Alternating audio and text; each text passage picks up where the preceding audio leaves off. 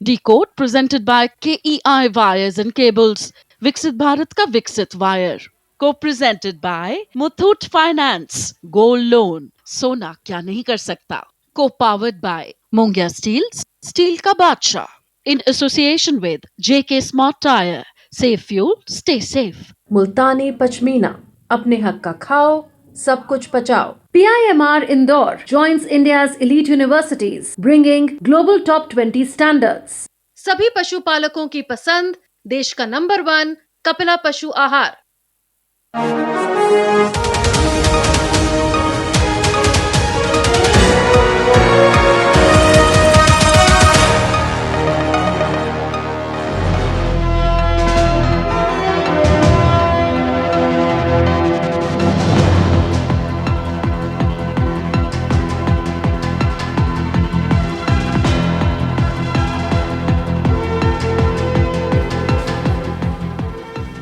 नमस्कार, मैं हूं सुधीर चौधरी और डिकोड में आपका स्वागत है। तो आइए आज की खबरों को आपके लिए डिकोड करते हैं। आज की सबसे बड़ी खबर और आज की सबसे विचित्र खबर यह है कि पश्चिम बंगाल की मुख्यमंत्री ममता बनर्जी ने चुनाव में हारने के बाद भी अपने पद से इस्तीफा देने से इनकार कर दिया है। यह आज की सबसे विचित्र खबर है। पश्चिम बंगाल में बीजेपी को 2/3 बहुमत यानी 207 सीटें मिली हैं, लेकिन ममता बनर्जी अब भी ये मानती हैं कि नैतिक रूप से इस चुनाव में उन्हीं की जीत हुई है। उन्हें जबरदस्ती हराया गया है, इसलिए मुख्यमंत्री पद से इस्तीफा देने का कोई सवाल ही नहीं उठता, वो ऐसा कह रही हैं। ये पश्चिम बंगाल के वोटर्स का अपमान तो है ही, साथ ही दुनिया के सबसे बड़े लोकतंत्र भारत की चुनाव व्यवस्था और भारत के संविधान का भी बहुत बड़ा अपमान है। ये ड्रामा करने के बाद ममता बनर्जी आजाद भारत की पहली ऐसी मुख्यमंत्री बन गई हैं जो चुनाव हारने के बाद भी अपनी कुर्सी से हटने से इनकार कर रही हैं, इस्तीफा देने से इनकार कर रही हैं। लेकिन आज आपको यह भी पता होना चाहिए कि अगर कोई मुख्यमंत्री चुनाव हारने के बाद इस्तीफा देने से इनकार कर दे तो संविधान में इसके लिए क्या प्रावधान है। इसके बाद आपको बताएंगे कि कैसे कांग्रेस पार्टी अब सिर्फ मुसलमानों की पार्टी बनकर रह गई है। पश्चिम बंगाल में कांग्रेस के सिर्फ 2 उम्मीदवार जीते हैं और ये दोनों ही मुस्लिम हैं। असम में कांग्रेस के 19 उम्मीदवार जीते और इसमें से 18 मुस्लिम हैं। केरलम में कांग्रेस के 8 विधायक मुस्लिम हैं। ऐसा लगता है कि कांग्रेस अब हर राज्य में सिर्फ मुस्लिम वोटों के भरोसे रह गई है। और आखिर में आपको दिखाएंगे कि जो काम तमिलनाडु की राजनीति में सुपरस्टार रजनीकांत और कमल हासन नहीं कर पाए, वो काम विजय ने अपने पहले ही चुनाव में कैसे कर दिखाया और कैसे विजय अपने पहले ही चुनाव के बाद शायद तमिलनाडु के मुख्यमंत्री बन जाएंगे। लेकिन सबसे पहले आज की सबसे विचित्र खबर जो आपको हैरान कर देगी। आपने सोचा भी नहीं होगा कि क्या ऐसा भी हो सकता है। तो सबसे पहले आप पश्चिम बंगाल के मुख्यमंत्री ममता बनर्जी की यह तस्वीर देखिए। वो चुनाव हार चुकी हैं, हार नहीं चुकी हैं, बुरी तरीके से हार चुकी हैं। वो एक हारी हुई मुख्यमंत्री हैं, एक हारी हुई नेता हैं, लेकिन अपने नेताओं के साथ खुद को ऐसे दिखा रही हैं जैसे उन्होंने पूरा पश्चिम बंगाल 2/3 बहुमत से जीत लिया हो। आज की सबसे बड़ी खबर यही है कि ममता बनर्जी ने चुनाव में हारने के बाद भी अपने पद से इस्तीफा देने से इनकार कर दिया है। पश्चिम बंगाल की 293 सीटों में से बीजेपी को लगभग 70% यानी 207 सीटें मिली हैं और ममता बनर्जी की पार्टी टीएमसी को सिर्फ 27% सीटें मिली हैं, यानी सिर्फ 80 सीटें मिली हैं। अंतर देखिए, जबरदस्त अंतर है दोनों में। लेकिन ममता बनर्जी अब भी ये मानने को तैयार नहीं है कि वो चुनाव हार चुकी हैं। वो अब भी ये दावा कर रही हैं कि नैतिक रूप से इस चुनाव में उनकी जीत हुई है, इसलिए मुख्यमंत्री के पद से इस्तीफा देने का तो सवाल ही नहीं उठता। पश्चिम बंगाल के 6 करोड़ 37 लाख वोटर्स में से लगभग 60% यानी 3 करोड़ 77 लाख लोगों ने ममता बनर्जी के खिलाफ वोट डाला। और यह ना सिर्फ पश्चिम बंगाल के जनादेश का अपमान है, पश्चिम बंगाल के वोटर्स का अपमान है, बल्कि यह लोकतंत्र का भी अपमान है, यह संविधान का भी अपमान है, यह दुनिया के सबसे बड़े लोकतंत्र भारत की चुनाव व्यवस्था का अपमान है और यह भारत के संविधान का अपमान तो है ही। चुनाव हारने के बाद आज ममता बनर्जी ने कोलकाता में एक प्रेस कॉन्फ्रेंस की, जिसमें उन्होंने दावा किया कि वो हारी नहीं हैं, बल्कि उन्हें तो एक षड्यंत्र के तहत हराया गया है, इसलिए वो अपने पद से इस्तीफा नहीं देंगी। কেন কিসের জন্য? আমরা তো হারিয়ে নিয়ে যাবো, হারলে আমি যদি শপথ নিতে যেতাম তাহলে আমি রেজিগনেশনটা করতাম। এখন তো question doesn't arise. Now also I want to say that we didn't lose the election. It is their forceful attempt to defeat us. Officially they may, through election commission, can defeat us. But morally I am telling you that we won the election. तो ममता बनर्जी ने अपनी हार से बचने के लिए आज हर वो हास्यास्पद बहाना बनाया है जो किसी के दिमाग में आ भी नहीं सकता, शायद आप कल्पना भी नहीं कर सकते। उन्होंने चुनाव आयोग को खलनायक बताया, कहा कि मुझे तो चुनाव आयोग ने हरवा दिया। केंद्रीय सुरक्षा बलों को उन्होंने दोषी ठहराया। यहां तक कि मीडिया के एग्जिट पोल्स पर भी अपनी हार का दोष डाल दिया। अब ममता बनर्जी मीडिया को भी दोषी ठहरा रही हैं और कहती हैं कि मीडिया ने जानबूझकर चुनावी नतीजों से पहले ही टीएमसी के खिलाफ एक माहौल बना दिया। यानी ममता बनर्जी अपने आप को छोड़कर हर किसी को अपनी हार का दोषी ठहरा रही है। आजाद भारत के इतिहास में यह पहली बार हो रहा है जब किसी मुख्यमंत्री ने चुनाव हारने के बाद भी इस्तीफा देने से इनकार कर दिया। बीजेपी ने कहा है कि ममता बनर्जी का यह ड्रामा हास्यास्पद और चिंताजनक दोनों है और भारत के लोकतंत्र में इससे पहले आज तक ऐसा कभी नहीं हुआ। बहुत ही सलीके से, सम्मान के साथ जो मुख्यमंत्री या प्रधानमंत्री की हार होती है, जिस पार्टी की हार होती है, वो इस्तीफा देते हैं और ये सत्ता का हस्तांतरण बहुत ही शांति प्रिय तरीके से भारतवर्ष में होता आया है। विगत 75 वर्षों में, in the last 75 years, India is known for this phenomenal democratic effect of its in the whole world. पूरे संसार में भारत अपने इस लोकतांत्रिक संवैधानिक प्रक्रिया के लिए जानी जाती है। मगर आज ममता बनर्जी जी ने जो कहा है और जो किया है, मुझे दुख के साथ कहना पड़ रहा है, यह जो परंपरा भारतवर्ष की थी उसके ऊपर एक आघात है।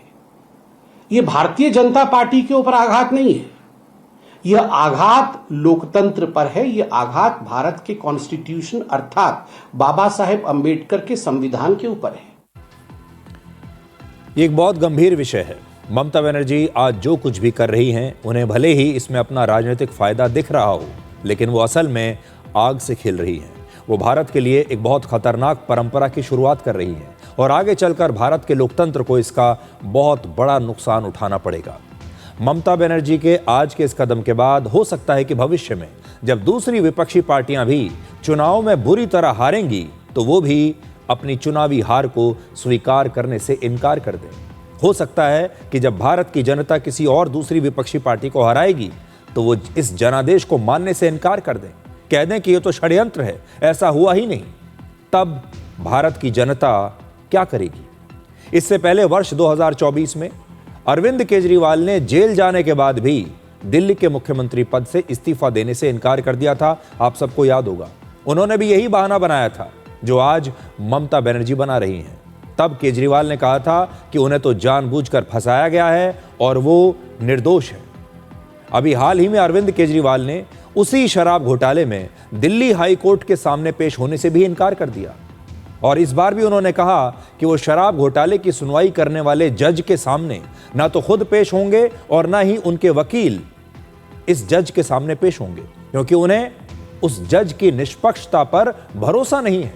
यानी सोचिए आप कि अब अपराधी या जिन लोगों के ऊपर आरोप लग रहे हैं, अब आरोपी ये तय करने लगे हैं कि वो किस कोर्ट में जाएंगे। अब आरोपी ये कहते हैं कि हमें तो जज पर भरोसा नहीं है। अब अगर अरविंद केजरीवाल की नकल करके इस देश के जो दूसरे आरोपी हैं, जिनके अलग अलग अदालतों में मामले चल रहे हैं, अगर उन्होंने भी ये कहना शुरू कर दिया कि हम अपनी पसंद के जज के सामने ही पेश होंगे जिस पर हमें भरोसा होगा, तब क्या होगा? इससे पहले राहुल गांधी और अखिलेश यादव जैसे बड़े बड़े नेता भी चुनाव हारने के बाद ईवीएम्स को दोष दे चुके हैं, वोट चोरी का मुद्दा उठा चुके हैं। यानी आज हमारे देश में विपक्षी नेताओं ने एक ऐसी अजीबोगरीब गैर संवैधानिक स्थिति पैदा कर दी है जिससे वो चुनाव हारने के बाद भी मुख्यमंत्री की कुर्सी पर चिपके रहना चाहते हैं। किसी बड़े घोटाले के आरोप में जेल जाने के बाद भी मुख्यमंत्री बने रहना चाहते हैं। यही विपक्षी नेता अब अदालतों और जजों पर भी सवाल उठा रहे हैं। यानी अब यही लोग तय करेंगे कि किसी घोटाले में ये दोषी हैं या निर्दोष हैं, ये खुद ही तय कर लेंगे। यही लोग तय करेंगे कि चुनाव में ये हारे हैं या चुनाव में इनकी जीत हुई है, ये भी ये खुद तय करेंगे, जनता तय नहीं करेगी। और यही नेता तय करेंगे कि इस देश का कौन सा जज भरोसे के लायक है और कौन सा नहीं।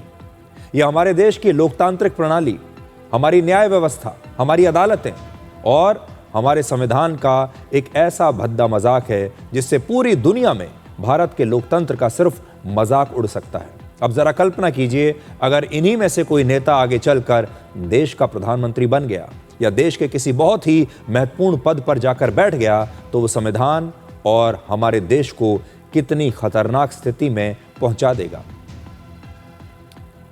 आज आपके दिमाग में ये बात भी जरूर आ रही होगी कि अगर कोई मुख्यमंत्री चुनाव हारने के बाद भी इस्तीफा देने से इनकार कर दे तो ऐसी स्थिति में भारत का संविधान क्या कहता है। तो संविधान के अनुच्छेद 172 के मुताबिक किसी भी राज्य की विधानसभा का कार्यकाल उसकी पहली बैठक की तारीख से अगले 5 वर्ष तक होता है और 5 वर्ष का कार्यकाल पूरा होने के बाद विधानसभा अपने आप डिसॉल्व यानी भंग हो जाती है। और पश्चिम बंगाल की इस विधानसभा की एक्सपायरी डेट है 7 मई और इसीलिए चुनाव आयोग ने पश्चिम बंगाल में 7 मई से पहले चुनाव करवाकर चुनाव के नतीजे घोषित कर दिए हैं। लोकतांत्रिक परंपरा ये कह रही है कि नतीजों के बाद मुख्यमंत्री अपना इस्तीफा राज्यपाल के पास जाकर सौंपते हैं और तब राज्यपाल उन्हें नई सरकार बनने तक एक कार्यवाहक मुख्यमंत्री के रूप में बने रहने के लिए कहते हैं। अभी तक की यही लोकतांत्रिक परंपरा हमारे देश में रही है। हालांकि मुख्यमंत्री का इस्तीफा देना कोई संवैधानिक बाध्यता नहीं है, सिर्फ एक औपचारिकता भर है। वैसे भी 7 मई को जब कार्यकाल समाप्त हो जाएगा इस विधानसभा का, तो वैसे भी ममता बनर्जी इसके बाद मुख्यमंत्री बन नहीं सकती, ना मुख्यमंत्री के पद पर रह सकती हैं। इसका मतलब है कि ममता बनर्जी अपने पद से इस्तीफा दें या ना दें, 7 मई को पश्चिम बंगाल की इस विधानसभा का कार्यकाल समाप्त हो जाएगा और उसके बाद ये विधानसभा अपने आप भंग हो जाएगी। ना इसमें कोई विधायक बचेगा, ना ही इसका कोई मुख्यमंत्री होगा और इसके साथ ही ममता बनर्जी के मुख्यमंत्री पद का कार्यकाल स्वतः ही समाप्त हो जाएगा। सिर्फ वो आज दुनिया को दिखाने के लिए ये करना चाहती हैं कि वो राज्यपाल के पास नहीं जाएंगी और वो अपना इस्तीफा राज्यपाल को नहीं देंगी, यानी वो जनादेश को स्वीकार नहीं करेंगी, वो चुनाव में अपनी हार को स्वीकार नहीं करेंगी। वो अब भी लोगों से ये कहेंगी कि मैं जीत गई, मेरी पार्टी जीत गई। वैसे ये संविधान का विषय नहीं है बल्कि ये नैतिकता का भी विषय है। बहुत बार आपने देखा होगा संविधान और कानून नहीं बल्कि नैतिकता का भी एक बड़ा विषय होता है। हमारे देश की विपक्षी पार्टियों की राजनीति में हमेशा से एक ट्रेंड रहा है जिसमें चुनाव में जीत को वो अपनी खुद की कामयाबी बताते हैं और अपनी पीठ थपथपाते हैं। जब जीत जाते हैं तो खुशियां मनाते हैं, कहते हैं कि देखिए मैं कितना बड़ा नेता हूं, हमारी पार्टी को लोग कितना प्यार करते हैं। और जब हार जाते हैं तो वोट चोरी और बेईमानी के आरोप लगाते हैं। राहुल गांधी ने भी ममता बनर्जी का आज समर्थन किया है और कहा है कि चुनाव आयोग की मदद से ही पश्चिम बंगाल और असम के चुनावों में वोट चोरी हुई है। लेकिन यही राहुल गांधी इन्हीं विधानसभा चुनावों में केरलम में कांग्रेस की जीत पर कोई सवाल नहीं उठा रहे। केरलम में जीत के लिए वो अपनी पार्टी के नेताओं और कार्यकर्ताओं को बधाई दे रहे हैं। यहां नहीं कह रहे कि यहां हमारी पार्टी बिना कोई काम किए कैसे जीत गई, इसे वो चमत्कार नहीं मान रहे। केरलम में उनकी जीत हुई है, ये उन्हें स्वीकार है। लेकिन पश्चिम बंगाल में ममता बनर्जी हार गई, कांग्रेस पार्टी की स्थिति बहुत खराब हो गई, ये उन्हें स्वीकार नहीं है। तो वो ये कहना चाह रहे हैं कि केरलम में सब ठीक है लेकिन पश्चिम बंगाल में चोरी हो गई, असम में चोरी हो गई। तमिलनाडु में राहुल गांधी फिल्म स्टार विजय को उनकी जीत की बधाई दे रहे हैं, यानी उन्हें केरलम में सब कुछ ठीक नजर आ रहा है, तमिलनाडु में सब ठीक नजर आ रहा है। केरलम में जहां उनकी पार्टी जीत गई वहां पर चुनाव आयोग ने बिल्कुल ठीक काम किया है, वहां पर ईवीएम्स ने बिल्कुल ठीक काम किया है, वहां पर ईमानदार चुनाव हुए हैं। और असम और पश्चिम बंगाल में उन्हें वोट चोरी दिखाई दे रही है जहां उनकी पार्टी हार गई। जब वर्ष 2024 के लोकसभा चुनाव में बीजेपी की सिर्फ 240 सीटें आई थी तब यही विपक्षी नेता जश्न मना रहे थे, सेलिब्रेट कर रहे थे। तब किसी ने सवाल नहीं उठाया कि 2019 में तो बीजेपी की 303 सीटें आई, फिर 24 में कम कैसे हो गई। तब विपक्ष को लग रहा था कि बीजेपी की कहानी अब खत्म हो जाएगी, लेकिन जैसे ही बीजेपी दोबारा मजबूत हुई, उसने खुद को, अपने आप को रिवाइव कर लिया। अब यही विपक्षी नेता चुनाव में बेईमानी का फिर से आरोप लगा रहे हैं। अब आपको तमिलनाडु के मुख्यमंत्री M.K. स्टालिन की आज की तस्वीरें दिखाते हैं। आज उन्होंने अपनी उसी विधानसभा सीट पर एक रोड शो किया जहां से वो हारे हैं। चुनाव में हारने के बाद भी वो खुशी खुशी जा रहे हैं, क्योंकि राजनीति में हार और जीत चलती रहती है। वो शिकायत नहीं कर रहे हैं किसी से। इस चुनाव में बाकी की राज्य सरकारें भी हारी हैं। केरल की सरकार हारी है। हारने के बाद M.K. स्टालिन और पिनाराई विजयन दोनों अपने अपने पदों से इस्तीफा दे चुके हैं। किसी ने भी ममता बनर्जी की तरह कोई ड्रामा नहीं किया। इन दोनों में से कोई ये कहने के लिए नहीं आया कि मैं तो इस्तीफा नहीं दूंगा क्योंकि मेरी हार हुई ही नहीं है, मैं तो जीता था। ममता बनर्जी और अरविंद केजरीवाल जैसे नेता जो ड्रामेबाजी करते हैं उसे ऑप्टिक्स की राजनीति कहते हैं, यानी दिखावे की राजनीति। इसका मतलब है अगर हम हार गए हैं तो जीतते हुए नजर आए, अगर हम बेईमान हैं तो ईमानदार नजर आए, और अगर हम डरपोक हैं तो बहादुर नजर आए। ये सब कुछ दुनिया की आंखों में धूल झोंकने के लिए किया जाता है। ये सब कुछ ड्रामेबाजी इस चीज़ के लिए की जाती है, और आज ममता बनर्जी ने वही किया है। ममता बनर्जी कहती हैं कि उनकी नैतिक जीत हुई है और वो सत्ता छोड़ने के लिए तैयार नहीं है, लेकिन पश्चिम बंगाल के लोगों ने इस बदलाव को कितने खुशी खुशी स्वीकार किया है, ये आप तस्वीरें देखिए। वहां पर राज्य सरकार के कर्मचारी एक दूसरे को गुलाल लगाकर, मिठाई बांटकर बीजेपी की जीत का जश्न मना रहे हैं और ममता बनर्जी के बाहर जाने का जश्न मना रहे हैं। ये तस्वीरें हावड़ा में पश्चिम बंगाल के स्टेट सेक्रेटेरिएट की हैं, जिसका नाम है नबन्ना। इस दौरान वहां पर जय श्री राम के नारे लगाए गए। आप इसे पश्चिम बंगाल में बदलाव की एक नई तस्वीर कह सकते हैं। समस्या ये है कि ये सब कुछ ममता बनर्जी को दिखाई नहीं दे रहा।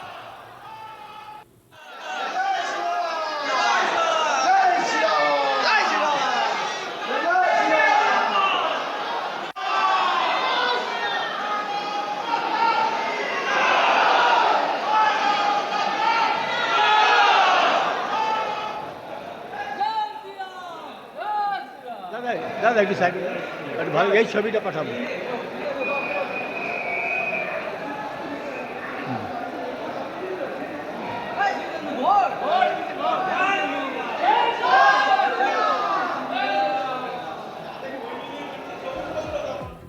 ये किसी पार्टी के कार्यकर्ता नहीं है, ये पश्चिम बंगाल में राज्य सरकार के कर्मचारी हैं, और सचिवालय में कैसे राज्य सरकार के कर्मचारी जश्न मना रहे हैं ये उसकी तस्वीरें हैं।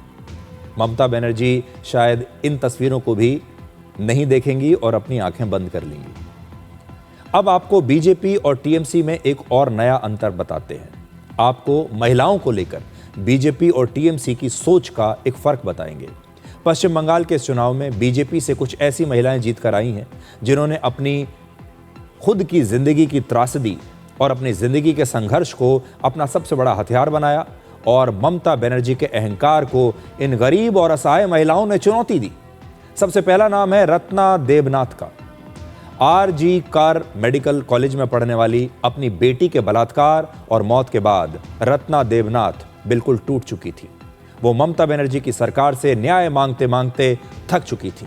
इसके बाद एक मां महिला सुरक्षा को मुद्दा बनाकर खुद ही चुनाव के मैदान में उतर गई, और इस मां को ताकत दी बीजेपी ने, क्योंकि इस मां के लिए महिला सुरक्षा सिर्फ एक नारा नहीं था, बल्कि एक दर्द था जिसे उन्होंने अपनी बेटी के बलात्कार और उसकी हत्या के बाद खुद महसूस किया। रत्ना देवनाथ को बीजेपी ने पानीहाटी सीट से टिकट दिया और वो 28,000 वोटों से चुनाव जीत गई। 54 वर्ष की रत्ना देवनाथ की कुल संपत्ति सिर्फ 19 लाख रुपए है। सोचिए, सिर्फ 19 लाख रुपए की संपत्ति है इस महिला की। अपनी बेटी को खो चुकी हैं, जो छात्रा थी मेडिकल कॉलेज में। उस छात्रा का बलात्कार हुआ, उसकी हत्या कर दी गई, और अब बीजेपी ने इस महिला को, इस मां को टिकट दिया और अब ये विधायक है। दूसरा नाम है रेखा पात्रा का। वर्ष 2024 में संदेश खाली में कई महिलाओं के साथ टीएमसी के नेताओं ने बलात्कार किया था और उनकी जमीन पर कब्जा भी कर लिया था। रेखा पात्रा भी उन्हीं पीड़ित महिलाओं में से एक हैं, लेकिन हिम्मत हारने की बजाय उन्होंने संदेश खाली के मुद्दे को जोर शोर से उठाया वो टीएमसी नेताओं की मनमानी के खिलाफ आवाज उठाने वाली महिलाओं का चेहरा बन गई और इस बार बीजेपी ने रेखा पात्रा को हिंगलगंज विधानसभा सीट से टिकट दिया और वो चुनाव जीत गई, विधायक बन गई। 32 साल की रेखा पात्रा के पास सिर्फ 68,000 रुपए की संपत्ति है, सिर्फ 68,000 रुपए की संपत्ति। आप सोचिए, यह है रेखा पात्रा, अब यह विधायक बन गई। 68,000 रुपए आज के तारीख में क्या होती है, आप सोचिए कि यह 68,000 रुपए की संपत्ति है इस महिला के पास सिर्फ। अब अगला नाम देखिए, कलिता मांझी। कलिता मांझी दूसरों के घरों में बर्तन मांझकर हर महीने सिर्फ 2,500 रुपए कमाया करती थी, लेकिन इस बार वो बीजेपी के टिकट पर चुनाव जीतकर विधायक बन गई। वो पिछले 1 दशक से राजनीति में सक्रिय हैं और उन्होंने बूथ स्तर की कार्यकर्ता के रूप में अपना राजनीतिक सफर शुरू किया था। जब वो बीजेपी की कार्यकर्ता के तौर पर काम करती थीं, तो टीएमसी के लोग उन्हें बड़ा परेशान करते थे, लेकिन तब भी हार नहीं मानी उन्होंने। एक मजदूर से लेकर अब एक विधायक बनने तक का उनका ये सफर आने वाली पीढ़ियों के लिए, महिलाओं के लिए एक मिसाल बनेगा। 38 साल की कलिता मांझी की कुल संपत्ति सिर्फ 1,61,000 रुपए की है। अब सोच लीजिए, इन महिलाओं ने कभी सपने में भी नहीं सोचा था कि वो चुनाव के मैदान में उतरेंगी और विधायक बन जाएंगी।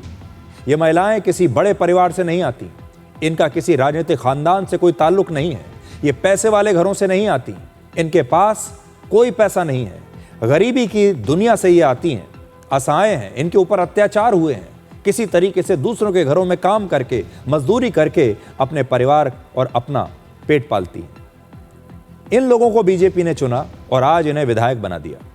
अब देखिए ममता बनर्जी और टीएमसी में किस तरह की महिलाओं को बढ़ावा मिलता है। पहला नाम है सायंतिका बनर्जी, जो एक फिल्म अभिनेत्री हैं और इंस्टाग्राम पर उनके लगभग 13 लाख फॉलोअर्स भी हैं। वो टीएमसी का एक बड़ा ग्लैमरस चेहरा मानी जाती हैं, लेकिन इस बार चुनाव हार गई, टीएमसी ने उन्हें टिकट दिया। 39 वर्ष की सायंतिका बनर्जी के पास लगभग 42 लाख रुपए की संपत्ति है, जिसमें उनके पास एक मर्सिडीज कार भी है। दूसरा नाम है अरुंधति मैत्रा का, ये भी एक अभिनेत्री हैं। इस बार बीजेपी की रूपा गांगुली ने उन्हें चुनाव में हरा दिया। 35 साल की अरुंधति मैत्रा के पास लगभग 2,69 लाख रुपए की संपत्ति है। तीसरा नाम है श्रेया पांडे, ये भी एक फिल्म अभिनेत्री हैं, लेकिन इस चुनाव में बीजेपी से हार गई। 42 साल की श्रेया पांडे की कुल संपत्ति लगभग 10 करोड़ रुपए है। अब आपको टीएमसी की कुछ महिला सांसदों की तस्वीरें भी दिखाते हैं कि टीएमसी ने कैसी महिलाओं को चुना और उन्हें सांसद बनाकर दिल्ली भेजा। पहला नाम है महुआ मोइत्रा का, जो टीएमसी की लोकसभा सांसद हैं और चुनावी एफिडेविट के मुताबिक इनकी कुल संपत्ति लगभग 3.5 करोड़ रुपए है। दूसरा नाम है सयानी घोष, जो एक फिल्म अभिनेत्री और टीएमसी के लोकसभा सांसद हैं। इनकी कुल संपत्ति है लगभग 91,89,000 रुपए। तीसरा नाम है सागरिका घोष, ये एक पत्रकार रही हैं और टीएमसी की इस समय राज्यसभा की सांसद हैं। इनकी कुल संपत्ति लगभग 77 करोड़ रुपए के आसपास है। एक तरफ पश्चिम बंगाल में बीजेपी ने ऐसी महिलाओं को टिकट दिया जो अभाव, तकलीफ और दर्द से लड़ते हुए जमीन से उठकर चुनाव जीतकर आई हैं, और दूसरी तरफ वो चेहरे हैं जिन्हें जो एलीट क्लास, बड़े बड़े और संभ्रांत परिवारों से आते हैं। तुलना सिर्फ चेहरों की नहीं है, तुलना है सोच की, तुलना है सफर की। एक तरफ जमीन पर राजनीति करने वाली महिलाएं हैं जो अपने जिंदगी में दर्द को महसूस करते हुए, अत्याचारों को सहते हुए, गरीबी को सहते हुए यहां तक पहुंची हैं, और दूसरी तरफ अपनी छवि पर काम करने वाली महिलाएं हैं। हम किसी का अपमान नहीं करना चाहते, हम ये नहीं कहना चाहते कि अगर कोई अच्छे कपड़े पहनती है, मर्सिडीज कार में चलती है या फिर बड़े बड़े बंगलों में रहती हैं तो वो महिलाएं अच्छी नहीं हैं। हम सिर्फ चॉइस आपको दिखा रहे हैं कि टीएमसी ने कैसी महिलाओं को चुना और बीजेपी ने कैसी महिलाओं को चुना। अब आपको एक ऐसी खबर दिखाते हैं जो कल चुनावी नतीजों के शोर में दब गई थी। ये खबर बताती है कि राजनीति सिर्फ वोटों का खेल नहीं है, राजनीति में भावनाएं भी होती हैं, राजनीति में गलतियां भी होती हैं, राजनीति में निराशा भी होती है।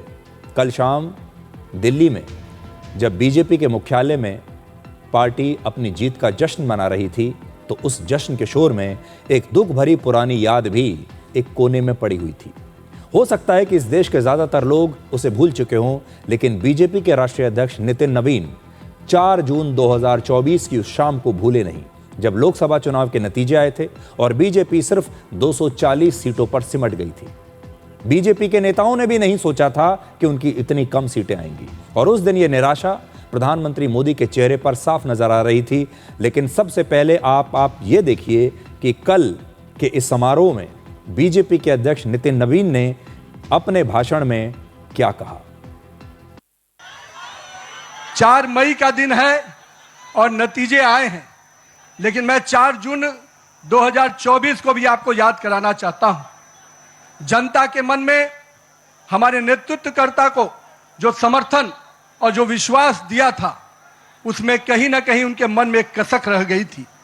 और आज जब 4 मई को प्रचंड बहुमत, प्रचंड जीत अगर दी है, तो 2024 की उस कसक को पूरा किया है। और उसके बाद के हुए चुनाव में 2024 के बाद जब चुनाव हुए, हर राज्यों में भारतीय जनता पार्टी को प्रचंड जीत देने का काम किया। नरेंद्र मोदी के नेतृत्व के प्रति आस्था व्यक्त की, विश्वास व्यक्त किया है। 4 जून 2024 को बीजेपी मुख्यालय में इसी जगह पर प्रधानमंत्री नरेंद्र मोदी का यह चेहरा उस दिन उनकी निराशा को दिखा रहा था, क्योंकि उस दिन लोकसभा चुनाव के नतीजे आए थे। वो तीसरी बार भले ही सरकार बनाने जा रहे थे, तीसरी बार भले ही भारत के प्रधानमंत्री बन रहे थे, लेकिन शायद उस जीत में वो स्वाद नहीं था। ये वो दिन था जब बीजेपी के शीर्ष नेतृत्व ने भी ये नहीं सोचा था कि अब की बार 400 पार का नारा देने के बाद बीजेपी सिर्फ 240 सीटों पर रुक जाएगी। लेकिन उस दिन के बाद प्रधानमंत्री मोदी एक नए अवतार में दिखाई दिए।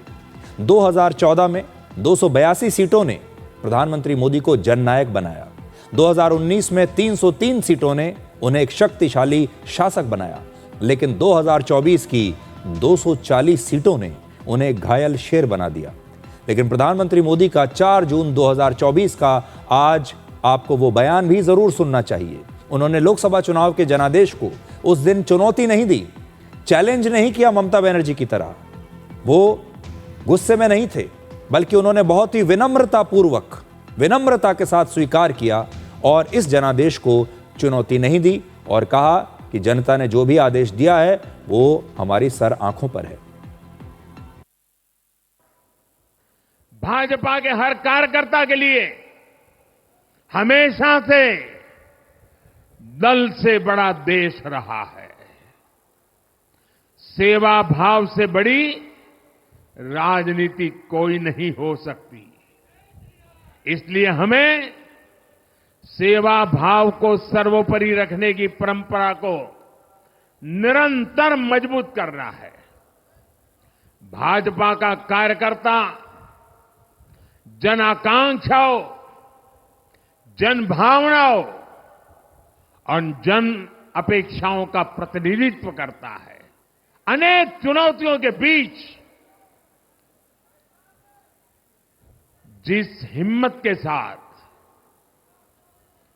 जिस समर्पण भाव से राष्ट्र प्रथम के मंत्र को जीते हुए इस चुनावी जंग में एनडीए को विजय दिलाई है, वे सबके सब अनेक अनेक अभिनंदन के पात्र हैं। मैं आज देशवासियों ने मुझ पर बहुत बड़ी कृपा की है, भारतीय जनता पार्टी पर बहुत बड़ी कृपा की है, एनडीए पर बहुत बड़ी कृपा की है। मैं इस देश के महान लोकतंत्र को, महान संविधान को फिर श्रद्धापूर्वक नमन करता हूं। तो देखिए, 2024 में इस देश ने सिर्फ 240 सीटें दी, बहुमत से दूर कर दिया और फिर भी प्रधानमंत्री मोदी कह रहे हैं कि मैं नमन करता हूं। और आज ममता बनर्जी चुनाव हार चुकी हैं बुरी तरीके से, उनकी पार्टी बुरी तरीके से हारी, वो खुद अपना चुनाव हार गई और वो कहती हैं कि मैं तो इसे स्वीकार नहीं करती, नैतिक रूप से तो हमारी जीत हुई है और मैं इस्तीफा नहीं दूंगी। अभी आपको मैंने जो बयान दिखाया प्रधानमंत्री मोदी का, ये वो दिन था जिस दिन विपक्ष के नेता जश्न मना रहे थे। प्रधानमंत्री मोदी तो निराश दिख रहे थे, उनके चेहरे पर निराशा थी, लेकिन विपक्ष के नेता उस दिन सेलिब्रेट कर रहे थे, बीजेपी के पतन की बड़ी बड़ी भविष्यवाणी कर रहे थे। ज्यादातर विपक्षी नेताओं ने और बड़े बड़े विश्लेषकों ने यही सोचा कि अब बीजेपी के बुरे दिन शुरू हो चुके हैं। पहली बार प्रधानमंत्री मोदी को बहुमत नहीं मिला इतने सालों में। लोगों को लगा कि अब बीजेपी इस गठबंधन सरकार में बहुत कमजोर हो जाएगी। इस बार की सरकार में वो बात नहीं रहेगी जो 2019 की सरकार में थी या 2014 की सरकार में थी। प्रधानमंत्री मोदी का रुतबा भी अब वो नहीं रहेगा जो इससे पहले हुआ करता था। ऐसी इच्छा थी, ऐसी भविष्यवाणी थी विपक्ष के नेताओं की। लेकिन इसके बाद बीजेपी ने एक के बाद एक अपनी गलतियों का विश्लेषण किया, उन्हें सुधारा, मेहनत की, परिश्रम किया और फिर 2024 के बाद हुए एक के बाद एक विधानसभा चुनाव बीजेपी जीतती चली गई। उड़ीसा में नवीन पटनायक की 24 साल पुरानी सत्ता को उखाड़कर पहली बार सरकार बनाई। हरियाणा का विधानसभा चुनाव जीता जिसमें लोग कहते थे कि अब बीजेपी जीत नहीं सकती। अरुणाचल प्रदेश में सरकार बनाई। महाराष्ट्र में उद्धव ठाकरे वाली शिवसेना को खत्म करके बड़ी जीत दर्ज की। दिल्ली में आम आदमी पार्टी को हराकर अपनी सरकार बनाई। बिहार में पहली बार सरकार बनाई। पश्चिम बंगाल में पहली बार बीजेपी ने सरकार बनाई। असम में तीसरी बार सरकार बन रही है। पुडुचेरी में बीजेपी अपने सहयोगियों के साथ मिलकर दोबारा सरकार बनाने वाली है। और एक के बाद एक राज्यों में अपनी सरकार बनाकर बीजेपी ने एक एक करके सारे विपक्षी दलों का घमंड तोड़ दिया, उनके सपनों को तोड़ दिया, जिन्होंने बीजेपी के खात्मे की भविष्यवाणियां करनी शुरू कर दी थी। उनको पता है चुनाव में नहीं हरा सकते। उनको पता है। मैं उनको कहना चाहता हूं केजरीवाल को चाहे जेल में डाल दो, जेल से भी जीत जाएगी आम आदमी पार्टी की सरकार। मैं नरेंद्र मोदी जी को कहना चाहता हूं, मोदी जी इस जन्म में तो आप हमको नहीं हरा सकते दिल्ली के अंदर आम आदमी पार्टी को। आपको दूसरा जन्म लेना पड़ेगा, इस जन्म में तो नहीं हरा सकते आप आम आदमी पार्टी को दिल्ली में।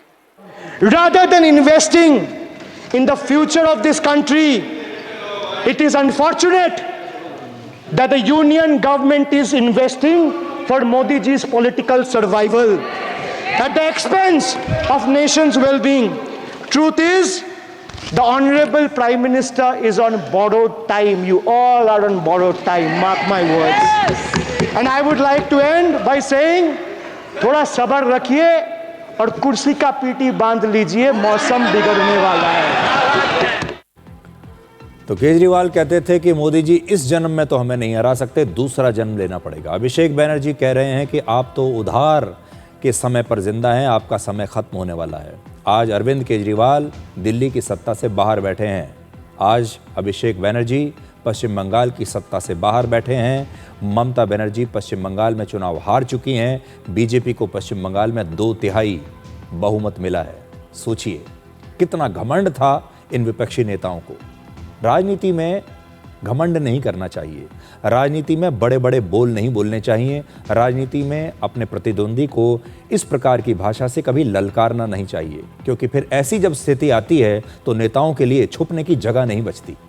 तो विपक्ष के नेता कहते रह गए कि बीजेपी जाने वाली है और बीजेपी एक के बाद एक चुनाव जीतती चली गई। 2014 में बीजेपी सिर्फ 7 राज्यों में गुजरात, मध्य प्रदेश, छत्तीसगढ़, राजस्थान, पंजाब, गोवा और नागालैंड में सत्ता में थी। 2014 का ये नक्शा देखिए।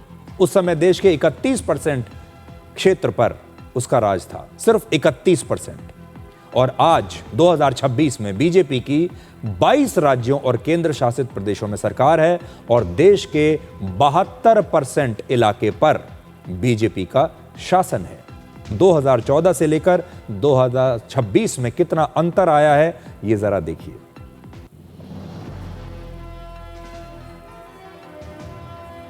अब एक और बड़ा मुद्दा, मुस्लिम तुष्टीकरण के आरोपों पर कांग्रेस के नेता अक्सर तिल मिला जाते हैं, लेकिन इन चुनावों ने एक बार फिर से साबित कर दिया है कि कांग्रेस अब मुसलमानों की पार्टी बनकर रह गई है। पश्चिम बंगाल में कांग्रेस के 2 उम्मीदवार जीते हैं, सिर्फ 2, और ये दोनों ही मुस्लिम हैं, यानी 100% मुस्लिम विधायक हैं कांग्रेस के पश्चिम बंगाल में। असम में कांग्रेस के 19 उम्मीदवार जीते, जिनमें से 18 मुस्लिम हैं, यानी लगभग 95%। केरलम में कांग्रेस के 63 में से 8 विधायक मुस्लिम हैं, यानी लगभग 13%। और केरलम में ही कांग्रेस की सहयोगी पार्टी इंडियन यूनियन मुस्लिम लीग को 22 सीटें मिली हैं। वर्ष 2014 के लोकसभा चुनाव में हार की समीक्षा के लिए कांग्रेस ने AK एंटनी की अध्यक्षता में एक कमेटी बनाई थी। तब इस कमेटी ने कहा था कि कि अल्पसंख्यकों के तुष्टीकरण की छवि की वजह से कांग्रेस को नुकसान हुआ है। लगता है कांग्रेस ने उससे कोई सबक नहीं लिया। कांग्रेस मुस्लिम वोटों के भरोसे बैठी रही, लेकिन बीजेपी ने वहां पर भी सेंधमारी कर ली और पश्चिम बंगाल में बीजेपी उन इलाकों में भी जीत गई जहां पर मुस्लिम वोट निर्णायक माने जाते हैं। पश्चिम बंगाल में बीजेपी ने 19 ऐसी सीटें जीती जहां पर मुस्लिम आबादी का दबदबा है। ममता बनर्जी का हराना बहुत जरूरी था। ममता बनर्जी का राजनीतिक संन्यास अभी हो गया है। 21 में नंदीग्राम में हारी, इस बार हार गया। इस बार भी हारा 15,000 से ज्यादा वोट से। उनको खुल के मुसलमान वोट दिया। वार्ड नंबर 77 में जितना मुसलमान वोट देने के लिए निकला सब ममता को वोट दिया। और मुझे हिंदू, सिख, जैन, बुद्धिस्ट लोग ने आशीर्वाद देकर जिताया। ये जीत हिंदुत्व का जीत है, ये जीत बंगाल का जीत है, ये जीत नरेंद्र मोदी जी का जीत है। पश्चिम बंगाल में इस बार जो कुछ हुआ है वो विपक्ष के बहुत सारे नेताओं के लिए एक सबक है। विपक्ष में जो नेता बैठे हैं वहां पर एक फैशन है अपने आप को धर्मनिरपेक्ष दिखाने का, फैशन है अपने आप को सेकुलर दिखाने का। और ये सारे नेता सोचते हैं कि सेकुलर बनने के लिए मुसलमानों का तुष्टीकरण बहुत ज़रूरी है और ये मुसलमानों को खुश करते हैं। और फिर मुसलमानों का जो एक मुस्लिम वोट बैंक जो होता है वो इन्हें एक मुश्त होकर वोट भी देता है, जैसा कि पश्चिम बंगाल में ममता बनर्जी के साथ होता था। पश्चिम बंगाल में लगभग 27% मुस्लिम वोट बैंक है, 27 से 30%। और ये सभी लोग ममता बनर्जी को वोट डालते थे। और जो हिंदू वोट था वो डिवाइडेड होता था, वो बट जाता था, क्योंकि हिंदू जो है वो अलग अलग जातियों में बटा हुआ है, अलग अलग विचारधाराओं में बटा हुआ है। कोई कांग्रेस को वोट देता है, कोई बीजेपी को देता है, कोई कम्युनिस्ट पार्टी को देता है, तो हिंदू वोट बट जाया करता था। लेकिन इस बार ममता बनर्जी ने कल्पना भी नहीं की होगी कि सारा के सारा हिंदू वोट बैंक कंसोलिडेट हो जाएगा, यानी एक साथ आ जाएगा और वो सारा वोट बैंक हिंदुओं का जो है, आप पूरे राज्य में अगर आप देखें तो लगभग 70% के आसपास वो होगा। और उन सब लोगों ने एक साथ मिलकर ममता बनर्जी के खिलाफ वोट डाल दिया। तो तुष्टीकरण से, मुस्लिम तुष्टीकरण से वो सत्ता में आई थी। मुस्लिम तुष्टीकरण की वजह से सत्ता में इतने साल तक बनी रही, एक के बाद एक चुनाव जीतती चली गई और आज उसी की वजह से सत्ता से बाहर भी हो गई, क्योंकि पश्चिम बंगाल का हिंदू वोटर जाग गया, उसके अंदर एक जागृति आ गई। असम में मुख्यमंत्री हिमंता बिस्वा शर्मा ने मुस्लिम इलाकों में ही इस बार भगवा लहरा दिया और इसकी वजह है वर्ष 2023 में असम में विधानसभा इलाकों का परिसीमन यानी डीलिमिटेशन। उसके बाद ऐसी सीटों की संख्या लगभग 35 से घटकर सिर्फ 23 रह गई जहां पर मुस्लिम वोट निर्णायक था। और इन इलाकों में वर्ष 2021 के चुनाव में कांग्रेस और बदरुद्दीन अजमल की पार्टी AIUDF का प्रदर्शन बड़ा शानदार था। लेकिन इस बार इन इलाकों में बीजेपी ने कांग्रेस और अजमल से कम 8 सीटें छीन ली। सबसे बड़ा झटका तो AIUDF को ही लगा है, जो 2021 की 16 सीटों से घटकर अब उसकी सीटों की संख्या रह गई है सिर्फ 2, 16 से सीधे 2 पर आ गई। कांग्रेस का सारा विधायक अनफॉर्चुनेटली कांग्रेस का शायद कितना विधायक जीते हैं विधायक है तो 22 में 21 का धर्म इस्लाम है, एक का धर्म हिंदू। मैं ऐसे धर्म का बात बोलना जरूरत नहीं है, लेकिन आपने पूछा है इसलिए मैंने बोला जितना भी जीते हैं सारे हमारे मुसलमान भाई बहन जीते हैं कांग्रेस का, खाली एक ही हिंदू जीते हैं। आज तमिलनाडु की बात करना भी बहुत जरूरी है, क्योंकि तमिलनाडु में भी वहां के एक फिल्म स्टार विजय ने नया इतिहास रच दिया है। तमिलनाडु की राजनीति में जो काम सुपरस्टार रजनीकांत और कमल हासन नहीं कर पाए वो काम विजय ने कर दिखाया। तो आज उसका भी एक विश्लेषण आपके लिए करते हैं। विजय अपने पहले ही चुनाव में तमिलनाडु में सरकार बनाने की स्थिति में आ गए हैं और हो सकता है वही तमिलनाडु के अगले मुख्यमंत्री भी बन जाएं। लेकिन रजनीकांत हो या कमल हासन, ये दोनों ही सही मौके और सही टाइमिंग को पहचान नहीं पाए और ना ही वो उसका फायदा उठा पाए। विजय ने सबसे पहले सही समय को चुना, यानी उनकी राजनीति में उतरने की उनकी टाइमिंग बिल्कुल सही थी। इसके बाद उन्होंने एक बहुत बड़ा रिस्क उठाया। 2 साल पहले उन्होंने जब अपनी नई पार्टी टीवीके लॉन्च की, तब वो अपने फिल्मी करियर के चरम पर थे, अपने पीक पर थे। पिछले 3 साल में उन्होंने 4 ऐसी सुपरहिट फिल्में दी हैं जिन्होंने ग्लोबली लगभग 1400 करोड़ रुपए का बिजनेस किया है, यानी वो अपने चरम पर थे, अपनी पीक पर थे। रजनीकांत और कमल हासन दोनों ने ही ऐसे समय में राजनीति के बारे में सोचा जब उनके करियर ढलान पर थे, और आम जनता ने उस समय इस बात को भांप लिया कि रजनीकांत जो हैं और कमल हासन वो इसे एक पैरेलल ऑप्शन की तरह देख रहे हैं। रजनीकांत ने राजनीति में आने की घोषणा के बाद वर्ष 2018 में रजनी मक्कल मंदरम नाम से अपनी पार्टी बनाई, लेकिन फिर रिस्क लेने से वो पीछे हट गए और अपने खराब स्वास्थ्य का हवाला देकर उन्होंने अपने कदम रोक लिए। लोगों को लगा कि सिनेमा के पर्दे का शिवाजी द बॉस राजनीति की सच्चाई से डर गया। लोगों को यह बात अच्छी नहीं लगी और रजनीकांत इस शानदार मौके से चूक गए। कमल हासन ने भी राजनीति में उतरने की कोशिश की और उन्होंने भी अपनी एक अलग पार्टी बनाई, लेकिन यह पार्टी बनाते बनाते भी उन्होंने बहुत देर कर दी। वो राजनीति में तब उतरे जब उनका फिल्मों का करियर लगभग समाप्त हो चुका था और लोगों को भी समझ में आ गया कि कमल हासन बहुत कैलकुलेटिव हैं और राजनीति अब उनके लिए एक सुविधाजनक करियर ऑप्शन है। जब कमल हासन की राजनीति नहीं चली तो उन्होंने चुपचाप डीएमके की मदद से अपने लिए राज्यसभा की सीट ले ली, यानी सिस्टम को चुनौती देने की बजाय कमल हासन उसी सिस्टम का हिस्सा बन गए। रजनीकांत हो या कमल हासन हो, दोनों अपनी फिल्मों में सिस्टम के खिलाफ लड़ते हुए दिखाई देते हैं, सिस्टम को बदलने की बात करते हैं, सिस्टम के खिलाफ क्रांति करते हैं, लेकिन असल जिंदगी में वो ऐसा करते हुए दिखाई नहीं देते। लेकिन विजय अपनी फिल्मों में जो करते हुए दिखाई देते हैं वही उन्होंने असल जिंदगी में भी किया और उन्होंने फिल्मी पर्दे पर हमेशा व्यवस्था को चुनौती दी है, सिस्टम के खिलाफ विद्रोह किया है और फिर एक विजेता की तरह फिल्मों में उसे बदल कर भी दिखाया। और उन्होंने ना तो डीएमके से हाथ मिलाया चुनाव से पहले, ना एआईएडीएमके से समझौता किया और ना ही बीजेपी के साथ गए। इससे यह शिक्षा मिलती है कि जो लोग अपना अलग रास्ता चुनते हैं और सही समय पर रिस्क उठाते हैं वही लोग आगे बढ़ते हैं। अब आपको बताते हैं कि विजय कैसे एमजीआर के पद चिन्हों पर चल रहे हैं। एमजीआर आप जानते हैं तमिल सिनेमा के सुपरस्टार थे। सिनेमा से वो राजनीति में आए और सिनेमा से सीएम की कुर्सी तक पहुंचे। विजय ने काफी पहले से ही अपनी फिल्मों में जानबूझकर ऐसे किरदार निभाए जहां वो गरीबों के मसीहा के तौर पर दिखाई देते हैं, जिससे उन्हें आम जनता के बीच बहुत लोकप्रियता मिली।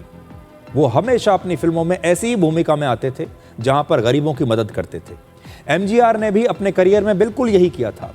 एमजीआर भी अपनी फिल्मों में ऐसे ही रोल निभाया करते थे, जिसकी वजह से वो गरीबों और आम जनता में बहुत लोकप्रिय हो गए और फिर इसी का राजनीति में उन्हें बहुत फायदा मिला।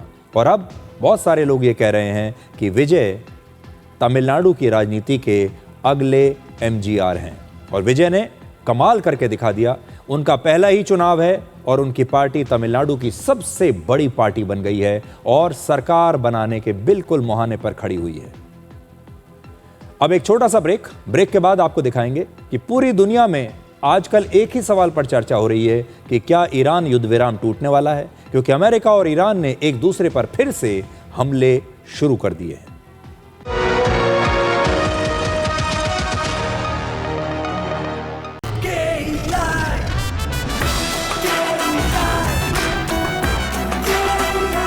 विकसित भारत का विकसित भारत।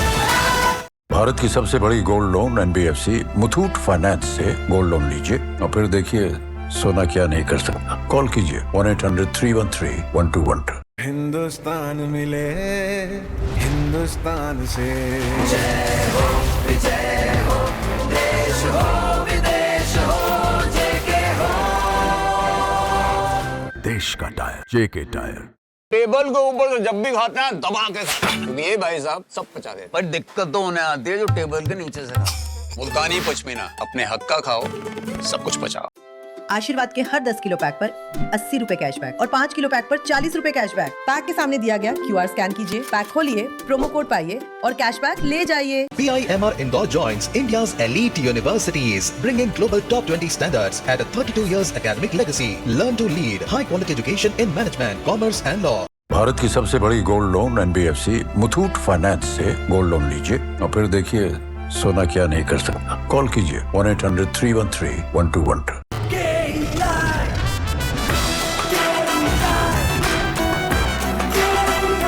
विकसित भारत का विकसित भारत।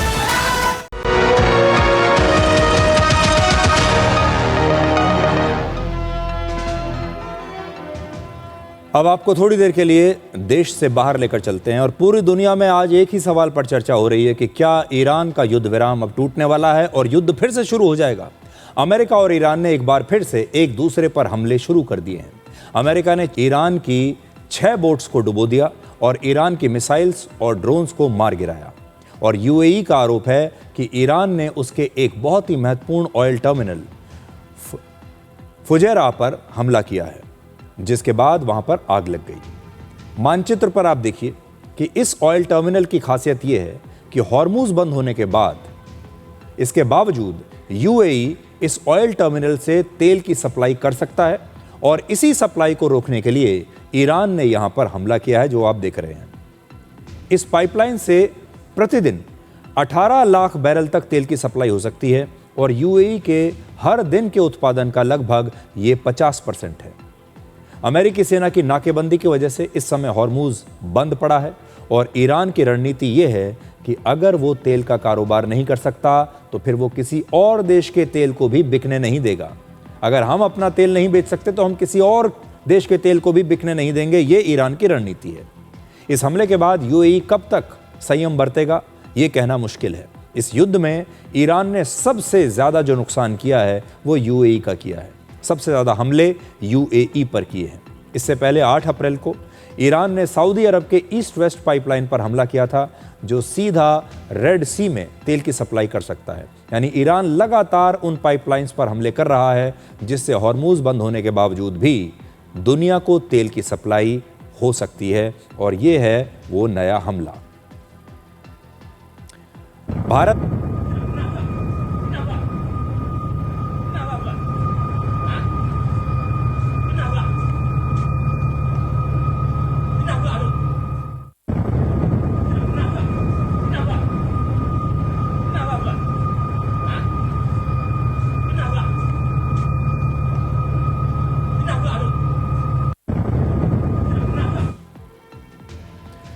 प्रधानमंत्री मोदी ने यूएई पर इस हमले की निंदा की है और इस हमले में 3 भारतीय नागरिक भी घायल हुए हैं।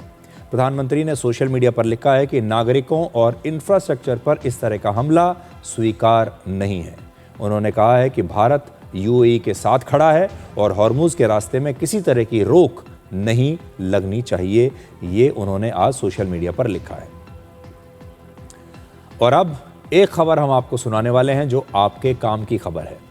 अभी तक आपके घर की जासूसी आपका स्मार्टफोन और आपके स्मार्ट वॉइस असिस्टेंट जैसे इलेक्ट्रॉनिक डिवाइसेस कर रहे थे। ये सब तो आप जानते ही हैं कि आपका फ़ोन आपकी बातें सुनता है। आपके आसपास जो दूसरे इलेक्ट्रॉनिक डिवाइसेस हैं वो भी आपकी बातें सुनते रहते हैं। और बहुत बार ये मुद्दे उठते भी रहे हैं कि कहीं फ़ोन ही आपकी जासूसी तो नहीं कर रहा। लेकिन अब आपका स्मार्ट टीवी भी आपकी जासूसी कर रहा है। आपके स्मार्ट टीवी में एक ख़ास फीचर होता है जिसका नाम है ACR यानी ऑटोमेटिक कंटेंट रिकॉग्निशन। और ये ACR ही आपकी हर प्रकार की जासूसी इस समय कर रहा है। आप अपने टीवी पर कौन सा चैनल देख रहे हैं, नेटफ्लिक्स और प्राइम वीडियो जैसे OTT प्लेटफॉर्म्स पर कौन सा शो आप देख रहे हैं, यानी आपके टीवी पर जो भी कंटेंट चल रहा है, जो भी आप शो देख रहे हैं किसी भी ऐप पर, ये सब कुछ रिकॉर्ड होता है। यानी इसके बारे में जानकारी कहीं बाहर दी जाती है। आप YouTube पर किस प्रकार के वीडियोस देखते हैं, यहाँ तक कि आप कौन सा विज्ञापन देख रहे हैं, ये सारी जानकारी उस टीवी में लगा ACR रिकॉर्ड कर रहा है। मतलब आपका स्मार्ट टीवी आपको सिर्फ आपके फेवरेट शोज ही नहीं दिखा रहा, बल्कि आपको भी लगातार देख रहा है। आपका टीवी ही अब आपकी निगरानी कर रहा है। टीवी आपकी व्यूइंग हैबिट्स को लगातार ट्रैक करता है। आपकी पसंद और नापसंद का पूरा हिसाब रखता है। कुछ स्मार्ट टीवी ऐसे भी हैं जो हर आधे सेकंड में आपको ट्रैक कर सकते हैं और 1 घंटे में लगभग 7000 बार आपकी व्यूइंग एक्टिविटी को रिकॉर्ड कर सकते हैं। और यहीं से आपके लिए सबसे बड़ा खतरा शुरू होता है। आप अपने स्मार्ट टीवी पर क्या देखते हैं, ये सिर्फ आपकी अपनी निजी पसंद होनी चाहिए, लेकिन स्मार्ट टीवी बनाने वाली बड़ी बड़ी कंपनियां इसे डेटा में बदलकर दूसरी कंपनियों और एडवर्टाइजर्स को बेच रही हैं। इस डेटा के आधार पर ही आपका पूरा प्रोफाइल तैयार किया जाता है। आपका लाइफस्टाइल क्या है, आप किस तरह के कंज्यूमर हैं, किस तरह के दर्शक हैं, आप क्या खरीदते हैं, क्या खाते हैं, क्या पीते हैं, यहाँ तक कि आपकी राजनीतिक विचारधारा कैसी है, इसे भी समझा जा सकता है। और फिर आपका ये जो डेटा बनता है, आपका ये जो प्रोफाइल बनता है, इसे बाजार में बेच दिया जाता है ताकि जो दूसरी कंपनियां हैं, चाहे वो खाना बेचने वाली कंपनी हो, चाहे कोई और सामान बेचने वाली कंपनी हो, वो आप तक पहुंच जाए और इसी के आधार पर आपको टारगेटेड एड्स दिखाए जा सकते हैं। आपने देखा होगा जब आप फ़ोन खोलते हैं, कोई भी डिजिटल डिवाइस खोलते हैं, तो आपके फ़ोन में कुछ विज्ञापन आने शुरू हो जाते हैं। ये अपने आप नहीं आते, आपकी एक प्रोफाइलिंग पहले से कर ली जाती है। कई बार तो आपको ये भी लगता होगा कि आपने आज दिन में किसी से बात करते हुए कहा कि आप एक नया जूता खरीदना चाहते हैं, आप एक नया मकान ढूंढ रहे हैं, और उसके बाद से आपको जूते के विज्ञापन आपके पास आने शुरू हो जाते हैं और आपको लगता है कि जैसे आपकी कोई बात सुन रहा है। ये वही प्रोफाइलिंग है। पहले के ज़माने में जैसे ही आपने एक बार टीवी खरीदा, टीवी का निर्माण करने वाली कंपनी की कमाई खत्म हो जाती थी। यानी ये एक वन टाइम डील हुआ करती थी। आपने पैसा दिया, टीवी खरीद लिया और उसके बाद ख़त्म। लेकिन अब ये कंपनियां स्मार्ट टीवी बेचने के बाद भी आपसे कमाई करती रहती हैं, क्योंकि आपके व्यूइंग डेटा को बेचा जा सकता है और ये डेटा ही कंपनियों की नई कमाई का एक नया बिजनेस मॉडल बन गया है। भारत में धंधा इसलिए भी बहुत फल फूल रहा है क्योंकि भारत में स्मार्ट टीवी का क्रेज लगातार बढ़ रहा है। स्मार्ट टीवी के यूजर्स की संख्या लगातार भारत में बढ़ रही है। भारत में वर्ष 2024 में 55 इंच से बड़े स्मार्ट टीवी मॉडल्स की बिक्री 43% बढ़ गई। तो सोचिए, भारत में अब जो लोग हैं वो 55 इंच के टीवी खरीदना चाहते हैं, बड़े बड़ी स्क्रीन वाले टीवी खरीदना चाहते हैं। इनकी बिक्री बढ़ रही है। लगभग 4 करोड़ 60 लाख घरों तक अब स्मार्ट टीवी पहुंच चुका है। कनेक्टेड टीवी पर खर्च वर्ष 2022 में 450 करोड़ था और बढ़कर 2024 में ये 1,500 करोड़ रुपए से ज्यादा हो गया। आजकल बाजार में स्मार्ट टीवी बहुत ही कम पैसे में मिल भी रहे हैं। इनके जो दाम हैं वो बहुत नीचे आ गए हैं। वर्ष 2024 में भारत में लगभग 1 करोड़ 20 लाख स्मार्ट टीवी बिके थे। ये स्मार्ट टीवी आपको भले ही सस्ता दिखता हो, लेकिन असली कीमत आप अपनी प्राइवेसी देकर चुका रहे हैं। ज़्यादातर लोगों को इस बात की जानकारी ही नहीं होती कि उनके स्मार्ट टीवी में ACR भी चल रहा है और अक्सर ये जो ACR है, इसकी डिफ़ॉल्ट सेटिंग जो है वो ऑन होती है। लेकिन OTT प्लेटफॉर्म या YouTube की प्राइवेसी सेटिंग्स बदलकर आप अपनी जानकारियों को प्राइवेट रख सकते हैं और इसको रोक सकते हैं। ज़्यादातर लोगों को असल में इस बात की जानकारी ही नहीं है कि उनका स्मार्ट टीवी उनका डेटा इकट्ठा कर रहा है। और ये सिर्फ ऐप्स तक सीमित नहीं रहता, बल्कि आपकी टीवी स्क्रीन पर दिखने वाली हर चीज़ को ट्रैक किया जा सकता है। भारत में LG, सोनी, सैमसंग और शाओमी जैसी कंपनियों के स्मार्ट टीवी बाजार में बिक रहे हैं आजकल। लेकिन ये कंपनियां इस बात से जब इनसे पूछा गया तो इन्होंने इनकार किया कि ये अपने कस्टमर्स का यूज़र डेटा किसी को बेचती हैं या उससे कोई कमाई करती हैं। जब पूछा जाता है तो मना ही करती हैं। लेकिन हमें लगता है कि इसमें और ज़्यादा ट्रांसपेरेंसी, पारदर्शिता होनी चाहिए और किसी भी ग्राहक को स्मार्ट टीवी खरीदते समय ही इसकी पूरी जानकारी मिलनी चाहिए। एक बड़ी समस्या ये भी है कि भारत में ज़्यादातर ग्राहक लंबी लंबी प्राइवेसी पॉलिसीज़ को पढ़ना नहीं चाहते। वो बनाई भी ऐसे जाती हैं, इतनी लंबी प्राइवेसी पॉलिसीज़ आपके सामने आती हैं कि आप उन्हें पढ़ ही नहीं पाओगे और फिर लोग बिना पढ़े ही एग्री का बटन दबा देते हैं और एग्री वाला बटन दबाते ही आपकी ट्रैकिंग शुरू हो जाती है। वर्ष 2023 में भारत में digital personal data protection act लागू हुआ था। यह नया कानून है आपकी प्राइवेसी को लेकर, जिसके मुताबिक अब सभी कंपनियों को यह बताना होगा कि वो कौन सा डेटा ले रही हैं और इसके लिए उन्हें ग्राहक की सहमति लेनी आवश्यक होगी। लेकिन यह समस्या सिर्फ भारत की नहीं है। अमेरिका में बिना जानकारी के डेटा लेने पर कानूनी एक्शन भी लिया जा चुका है। वर्ष 2017 में स्मार्ट टीवी बनाने वाली एक कंपनी जिसका नाम है विजियो, इस कंपनी पर 20 करोड़ रुपए का जुर्माना लगा था क्योंकि इस कंपनी ने बिना कस्टमर की सहमति के लाखों टीवीज में ACR के जरिए व्यूइंग डेटा इकट्ठा कर लिया। अब सवाल यह है कि आप अपने स्मार्ट टीवी की जासूसी से बचने के लिए क्या कर सकते हैं। तो अब आप ध्यान से मेरी बात सुनिए। आप अपने स्मार्ट टीवी की सेटिंग्स में जाकर सबसे पहले व्यूइंग डेटा को बंद करिए और जब आप टीवी ना देख रहे हो तो स्मार्ट टीवी को इंटरनेट से भी आप डिस्कनेक्ट करके रख सकते हैं। तो ये कुछ चीजें हैं जो आपको याद रखनी होंगी। अब एक छोटा सा ब्रेक और ब्रेक के बाद डिकोड जिंदगी में आपको दिखाएंगे आज का विचार।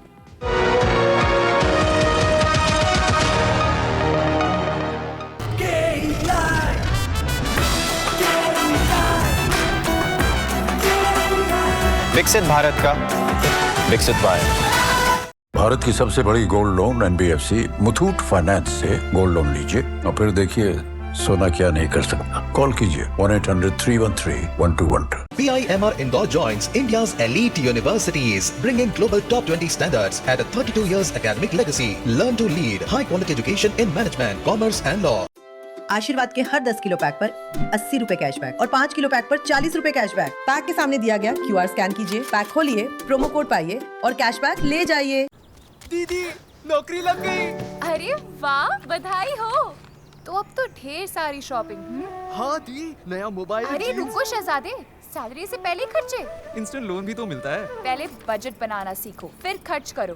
पर दी देखो, कमाई का एक हिस्सा हमेशा बचाना चाहिए, लेकिन पार्टी देने से नहीं बचोगे तुम। हाँ दी, पार्टी मेरी, बजट तुम्हारा। अच्छा। RBI कहता है सही वित्तीय बर्ताव करे आपका बचाव। इस देश की हर माँ, बच्चे, बूढ़े, जवान, खिलाड़ी, डॉक्टर, इंजीनियर, सबको गाय भैंस की दूध की शक्ति पर भरोसा है। पर जब इन पशुओं को कपिला पशु आहार मिलेगा, तभी तो दूध सिर्फ ज्यादा ही नहीं, शक्ति से भरपूर भी होगा। कपिला पशु आहार, देश का नंबर 1 पशु आहार। गोल्डी मसाले के 100 ग्राम के स्पेशल पैक्स में फ्रेशनेस लॉक है। ऐसे गोल्डी मसाले जहां जाएं रिश्ते बनाएं।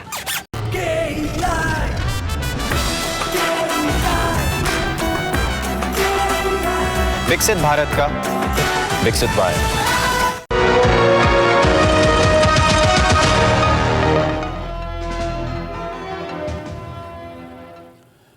और अब जाते जाते हम आज के डिकोड के व्यूज को आपके लिए डिकोड करते हैं। आपकी स्क्रीन के बाईं तरफ जो लगातार बढ़ता हुआ स्कोर आपको दिखाई दे रहा है, देखिए आप, ये है इस समय 4.4 मिलियन, यानी 44 लाख। ये देखिए, अब अगर इस आंकड़े को हम उम्र के हिसाब से बांटें तो एक बड़ी दिलचस्प तस्वीर आपके सामने आती है। ये नंबर तो आपको दिखाई दे रहा है 4.4 मिलियन, लेकिन किस उम्र के लोग हमें देख रहे हैं तो ये भी देखिए, उसका ब्रेकअप भी हम आपको देते हैं। ये जो हमारी व्यूअरशिप आती है उसमें कौन किस उम्र का है। इसमें 18 साल से कम उम्र के 8% दर्शक हैं, 18 से 24 साल के 14% दर्शक हैं, 25 से 35 वर्ष के 44% और 35 साल से ऊपर के 34% दर्शक हैं। यानी साफ है कि डिकोड को हर उम्र के लोग दूरदर्शन पर देख रहे हैं। आप सभी लोग हर रोज, अब आपको आदत पड़ गई है डिकोड देखने की। ये जो नंबर मैंने आपको दिखाए, ये कॉट यानी क्रोम OTT की लाइव ट्रैकिंग से हमारे पास आते हैं, जो हमारे रियल टाइम व्यूज को दर्शाता है। तो ये हमारे रियल टाइम व्यूज हैं। और देखिए, ये भी कितनी अजीब बात है, जितनी देर में मैंने आपको बताया 4.4 मिलियन, इतनी ही देर में दर्शकों की संख्या बढ़कर 4.5 मिलियन हो गई। हिंदी में मैं आपको बताऊं तो 45 लाख लोगों ने आज हमें लाइव देखा है डिजिटल अलग अलग प्लेटफॉर्म्स पर, जिसमें YouTube भी शामिल है, दूसरे डिजिटल प्लेटफॉर्म्स भी शामिल हैं, दूसरे डिवाइसेस भी शामिल हैं, कनेक्टेड टीवी भी शामिल हैं। और 45 लाख व्यूज़ आज के आपके पसंदीदा कार्यक्रम के अभी तक हो चुके हैं। तो आज के डिकोड में इतना ही। अब आपसे हमारी अगली मुलाकात होगी कल रात 9 बजे। तब तक आप खुश रहिए, सुरक्षित रहिए, स्वस्थ रहिए। और एक साल में 50 दोस्त बनाना कोई बड़ी बात नहीं, लेकिन 50 साल तक एक से ही दोस्ती निभाना बहुत बड़ी बात है। नमस्कार।